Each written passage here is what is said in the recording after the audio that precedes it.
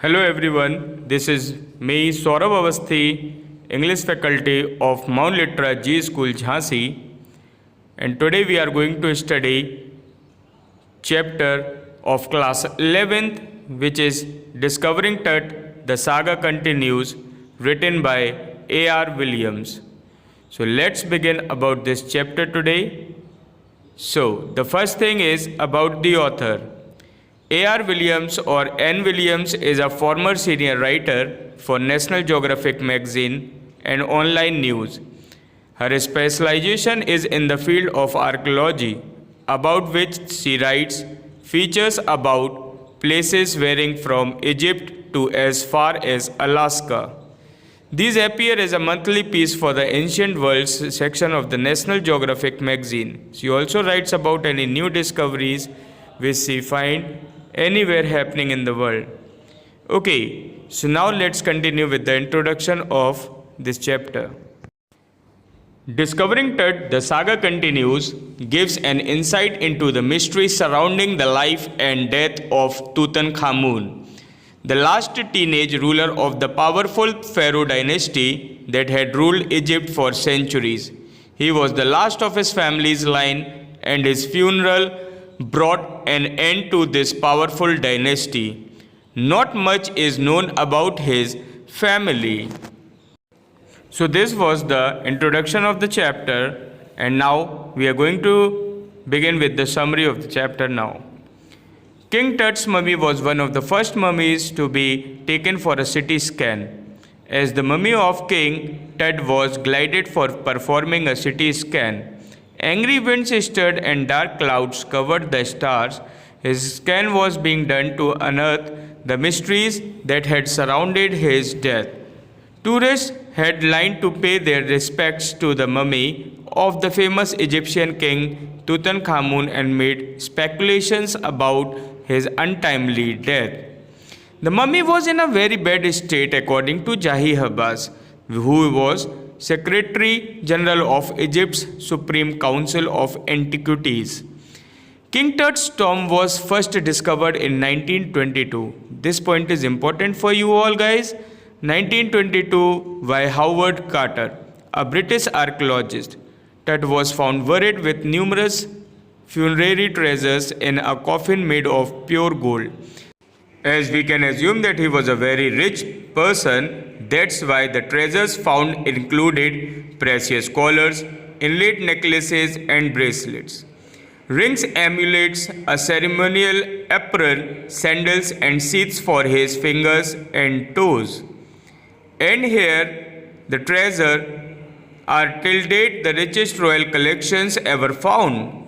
Some everyday items considered to be needed in the afterlife like board games, bronze razor, linen undergarments, cases of food and wine were also found. This revealed that the ancient Egyptians believed in the idea of resurrection and hoped to take their riches with them. So this shows somewhere that the people of that time used to think that the person who dies in this world gets another life in the another world now. So there is, that means, a concept of afterlife during that time. So now Carter's investigations comes here, where Carter investigated the three nested coffins. In the first, a shroud adorned with garlands of willow and olive leaves, wild celery, lotus petals and cornflowers were found. This gave evidence that the death might have taken place in the month of March or April. Carter faced difficulty in extracting the mummy of the king out of the coffin. The ritual resins had hardened, resulting in cementing of Tut to the bottom of the solid gold coffin. That's why, due to all these things, that means found in that coffin have made it hard. Though Carter unsuccessfully tried to use the sun to loosen the resins, there was no other way left to separate the mummy from the adornments than to chisel it away. Its head had to be removed and the major joints had to be detached.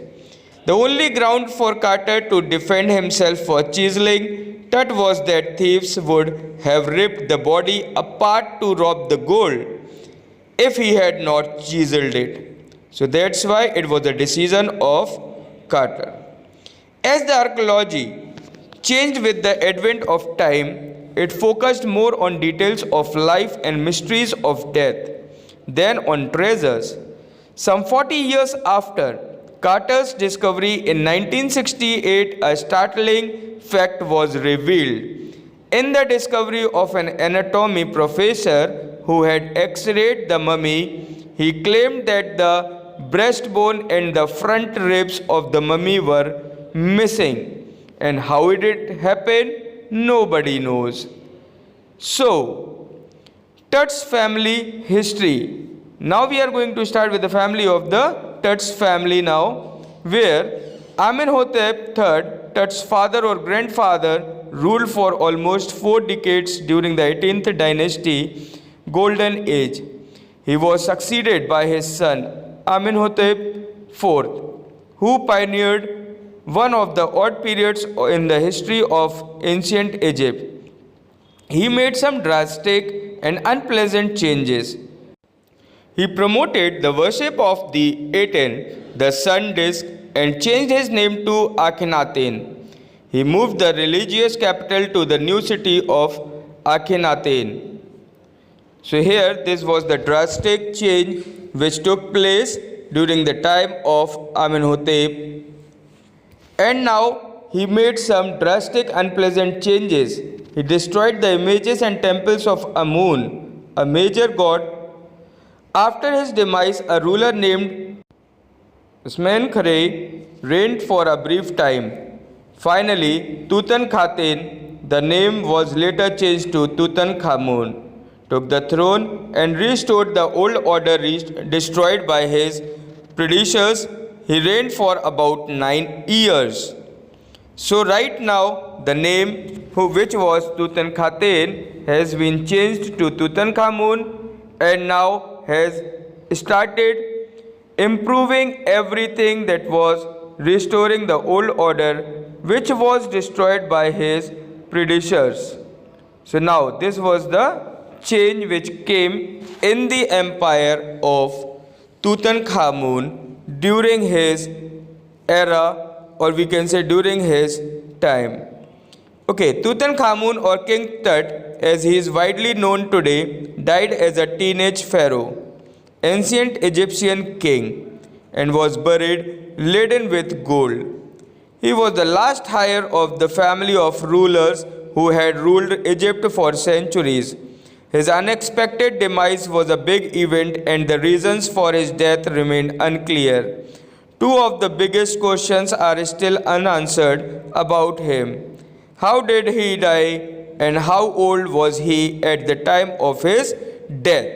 So this was the summary of this chapter, where still people are discovering, all the archaeologists are trying to find out the reality, that what was the actual reason of the death of Tutankhamun, who was the last pharaoh of the Egyptian dynasty, whose family ruled for centuries. Now in the year 2005, more than 3,300 years after his death, King Tut's mummy became one of the first mummies to undergo a CT scan, in death as in life, moving regally ahead of his countrymen. The CT scan was led by Jahi Hawass and done with a portable CT machine. The scan came up with new clues about his life and death.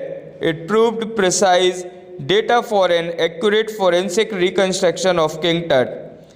Due to sand in the cooler fan of the CT machine, they had to use 2 plastic fans to complete the scanning process, which was not so easy, because during that time people used to think and they believe in the curse of that mummy, because During that time, they used to say that this king used to say that no need to disturb my mummy. That's why his spirit always used to be there.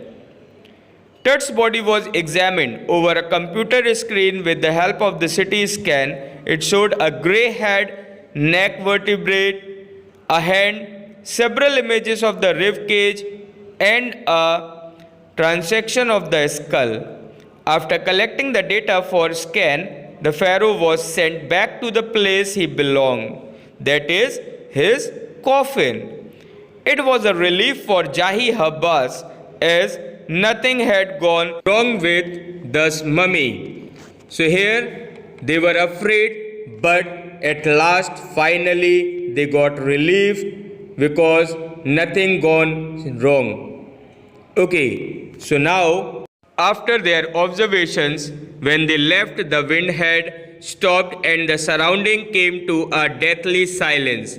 In the sky, just above the entrance to Tut's tomb, stood Orion, the constellation also called by the Egyptians as the soul of Osiris, the god of afterlife, watching over the boy king. So here this story shows somewhere that a spiritual effect was also there, and mythology says that the god of afterlife, who was Osiris, who took that spirit along with him, and finally everything got silent.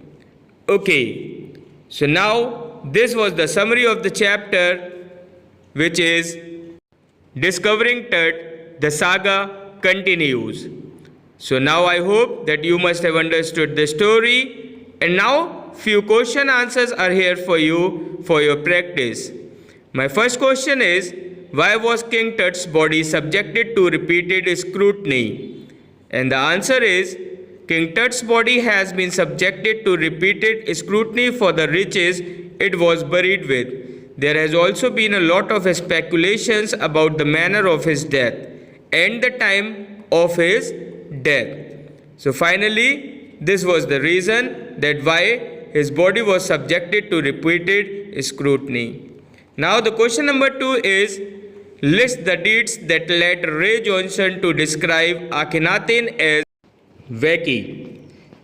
According to Ray Johnson, Akhenaten was wacky because he promoted the worship of Aten instead of Amun.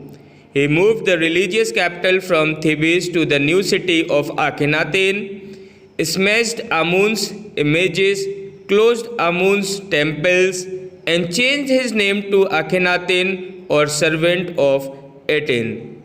So this was question 2. Now third one. List the advances in technology that had improved forensic analysis. And the answer is, the advances in technology that have improved forensic analysis are as follows. First point, today diagnostic imaging can be done by computed tomography or CT.